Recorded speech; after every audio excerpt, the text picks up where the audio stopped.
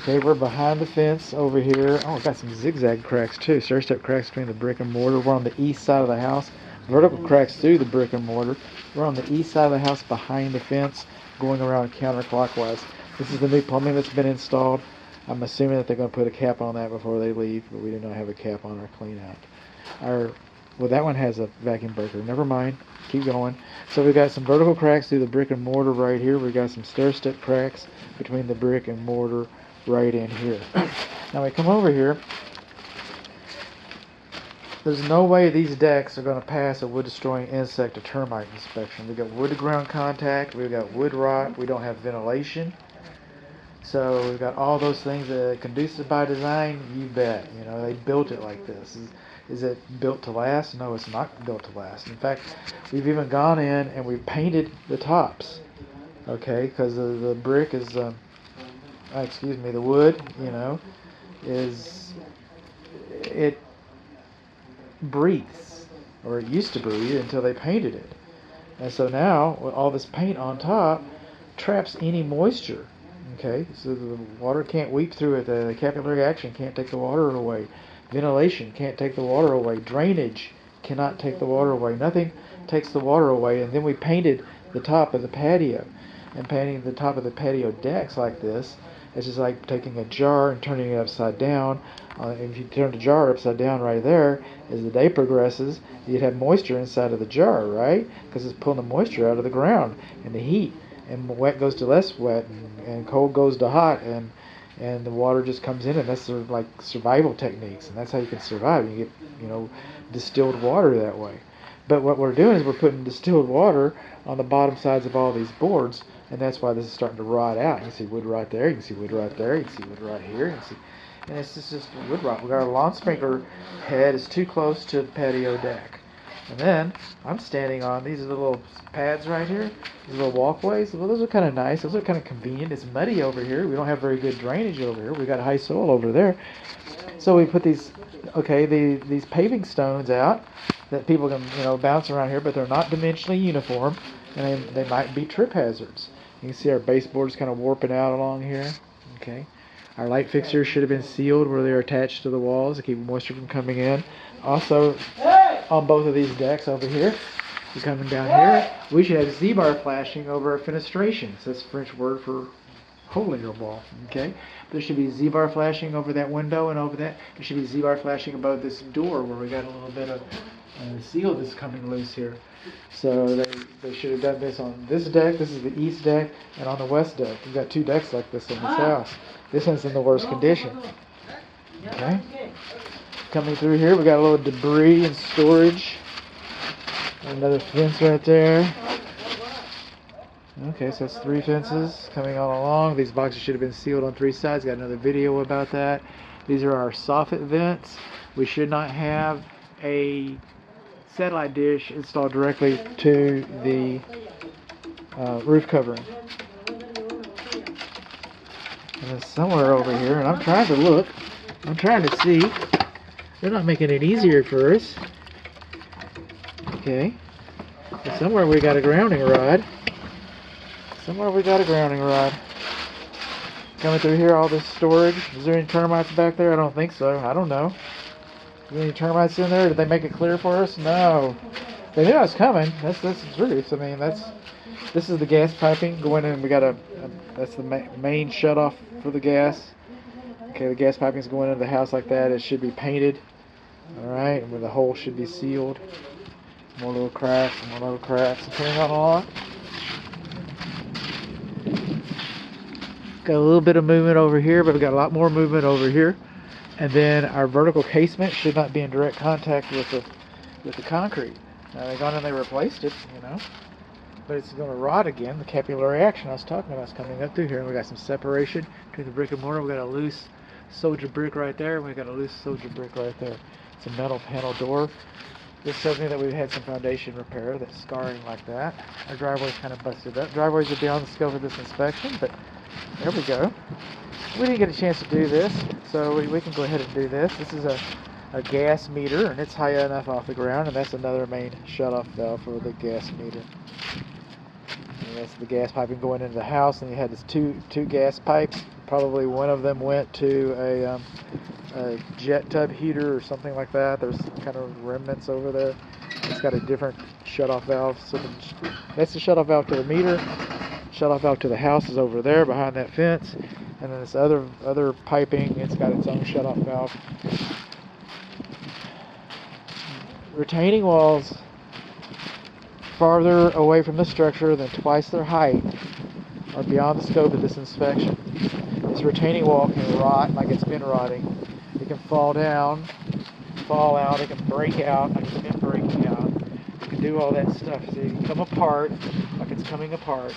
This will not affect the foundation of the structure, or not immediately affect the foundation. Okay, so this is of no immediate consequence to the structure. So it's beyond the scope of my inspection. But there's going to come a time when you're going to want to replace your fence. There's going to come a time when you're going to want to replace this. There's going to be an expense incurred here. And is it holding the ground up today? Yeah, it's holding the ground up today. Is it beyond the scope of my inspection? Yes, I should be keeping my mouth closed about it. That's what I should be doing. I shouldn't be talking about this. But this is an expense that's going to come, you know. That's a payment that's going to come due. I'm a homeowner. I know how it feels. Okay, our freeze board is moving out a little bit. We got a little bit of wood rot up here underneath in the soffit board. Got a little bit of high soil right there. Now these are not retaining walls. These are landscaping bricks. These are flower beds. These are raised beds. They're not. They were just stacked in there. They were not engineered. They're not designed to. I mean, they may work for you, but that was not their cause. They had a different cause. Got a little bit of high soil right there. We do not have a weep screed around our patio. Okay. These steps are not dimensionally uniform. And this is probably for foundation repair. What's this big old rock here? Yep. Something.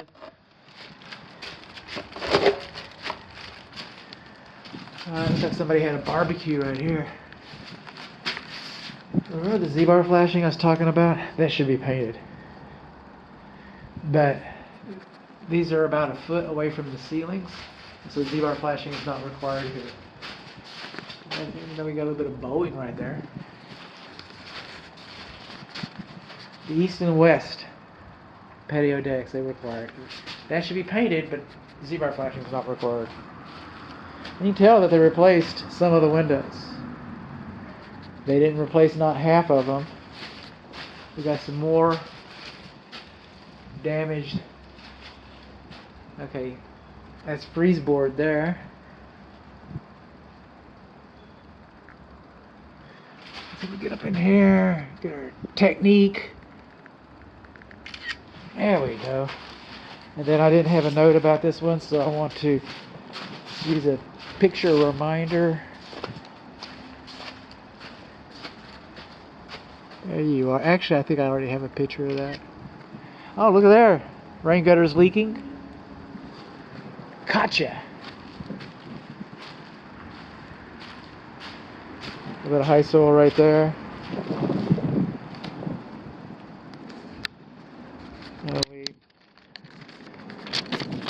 Okay.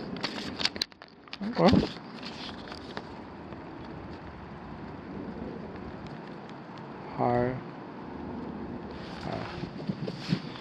Taking notes. Because we're note takers.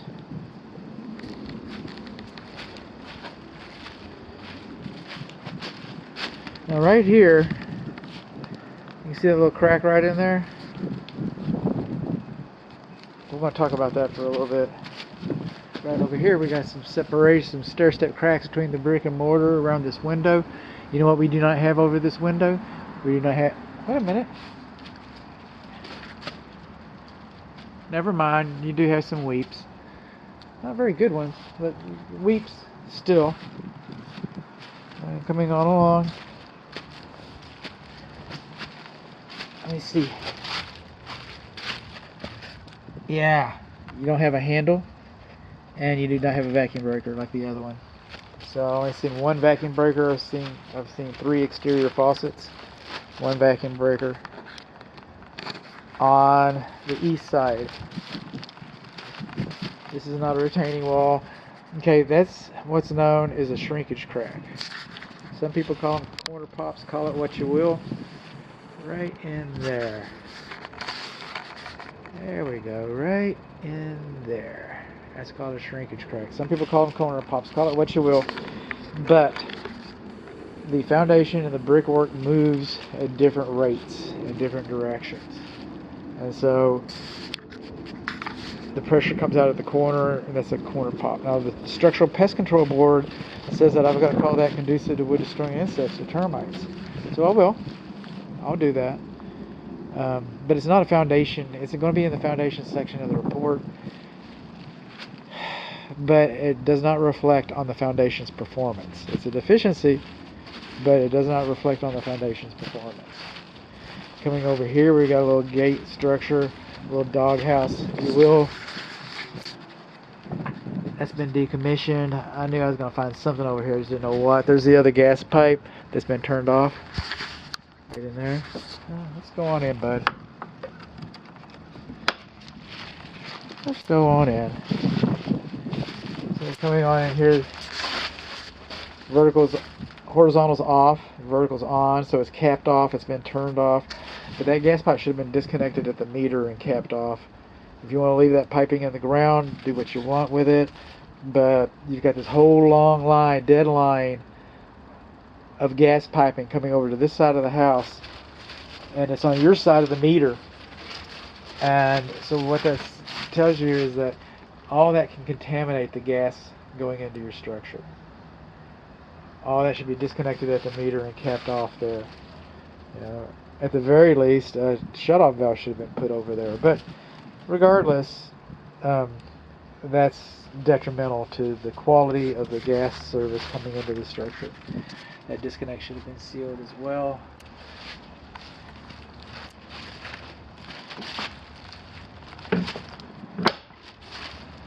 Coming along, more clean outs. Got more PVC on this side of the house. We got another loose soldier brick right there.